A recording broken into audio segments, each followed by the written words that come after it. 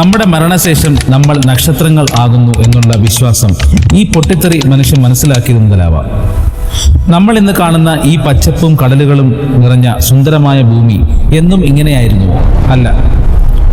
കോടിക്കണക്കിന് വർഷങ്ങൾക്ക് മുൻപ് പ്രപഞ്ചത്തിലെ ഒരു തീഗോളത്തിൽ നിന്നാണ് കൊച്ചു ഗ്രഹം പിറവിയെടുത്തത്. എങ്ങനെയായിരുന്നു ആ മാറ്റം? നമുക്ക് ഒന്ന് നോക്കാം. ഏകദേശം 460 കോടി വർഷങ്ങൾക്ക് മുമ്പാണ് കഥ തുടങ്ങുന്നത്. ബഹിരാകാശത്തെ പൊടിപടലങ്ങളും വാതകങ്ങളും നിറഞ്ഞ ഒരു ഭീമൻ മേഘം സ്വന്തം ഗുരുത്വാകർഷണം മൂലം കറങ്ങാൻ തുടങ്ങി.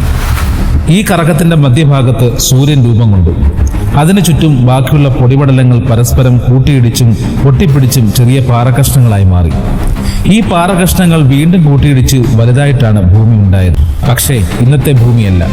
അന്നത്തെ ഭൂമി ഉരുകിയ ലാവ ഒഴുകുന്ന അത്യധികം ചൂടുള്ള ഒരു തീഗോളമായിരുന്നു.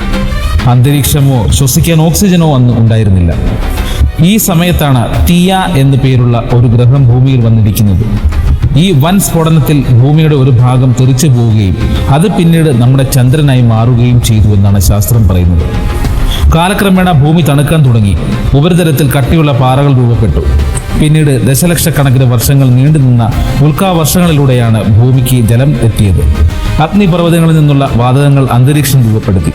ക്രമേണ സമുദ്രങ്ങൾ ഉണ്ടാവുകയും ജീവന്റെ ആദ്യ കണികകൾ ജന്മമെടുക്കുകയും ചെയ്തു.